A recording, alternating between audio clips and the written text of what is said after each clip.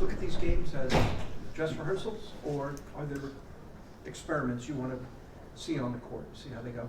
I think both. It's an awkward schedule with the 2 and 3 nights, 2 times with all the time in between and after. So take that into account. Not getting guys too tired in the preseason, I guess. But you only have 4 of them, so you want to see some things and then look at some lineups that we want to work on as well. So we'll go with normal rotations to start, get them a good run, but we also do want to see certain combinations with Reed and Steven and some of the new guys we have. Do you kind of know what your rotation is for the start of the year? Yeah, I would say going into it, we're going to keep it similar to last year as far as the starters. But these last 2 games, we do want to get a look at some guys together off the bench and even, depend on who we bring in with the starters initially and how those lineups gel. And so luckily we have some guys that have started quite a bit, and you got a guy like Ime who we feel comfortable whether he comes in 1 through 4 and takes a lot of problems. Ime, I know you're looking for chemistry at this point. After a couple of games, what area do you like the most that you're seeing out of your guys right now? And is there a specific area you're disappointed in and you want to see progress this week? No, I'd say they're doing the things we asked. I think we haven't offensive rebound as well as we want to, and got hurt on the other end as far as that. But some of those go to lineup things and guys that are sitting out and quite a bit. And so take what you can from the games, but you're playing guys only half at times, and you're playing against only opponents guys for only half. So you see what you can as far as that. But regardless of who's in, we want to play a certain way at a faster pace, rebound a little bit better, and then spacing and playing in less of a crowd. I'd say specifically the OKC game, we want to improve on that. When you're trying to implement these new sets, you do it in practice against each other, but how hard is it to do it in these preseason type games without giving away your game plan? Because this is a team you have to play regularly later on.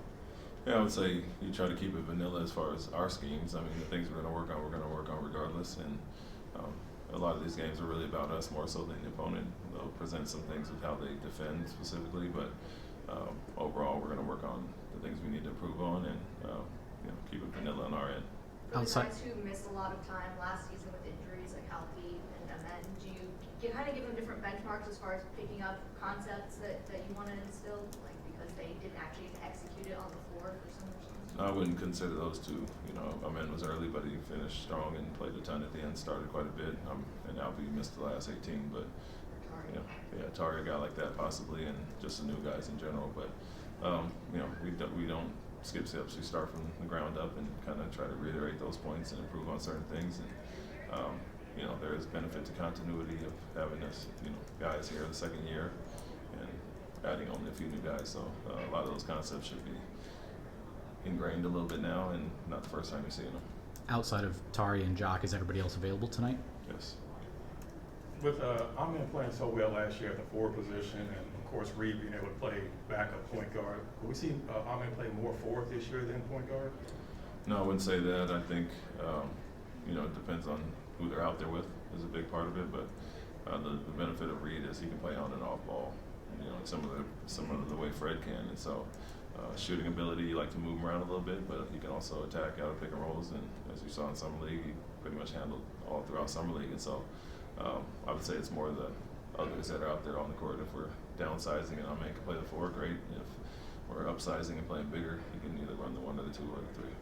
Reed told me that player-only minicamp that Jalen had was really important for him to develop chemistry with the guys. How have you seen Reed kind of integrate himself into this team? Yeah, it's been good. I think it's as all rookies go through these things, it's the first time getting around certain guys.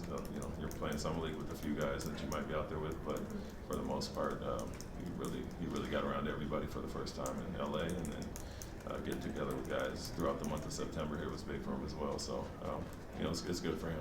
It's funny to see the relationships that formed throughout training camp. Him and Steven have kind of gravitated toward each other. I don't know if it's the 2 new guys, but it's an odd coupling here and there. They're shooting together and doing all these things after practice, but I think he's really receptive to hearing from the vets, and Fred has obviously taken him under his wing, but it seems like Steven has as well. So just getting on the same page, although Steven wasn't in LA, getting around these guys and building those relationships, he's obviously going to play a ton with certain players. During camp, you spoke about shot quality, especially from 3-point range this season. Just through 2 preseason games, how have you felt about kind of the execution and generating those high-quality shots?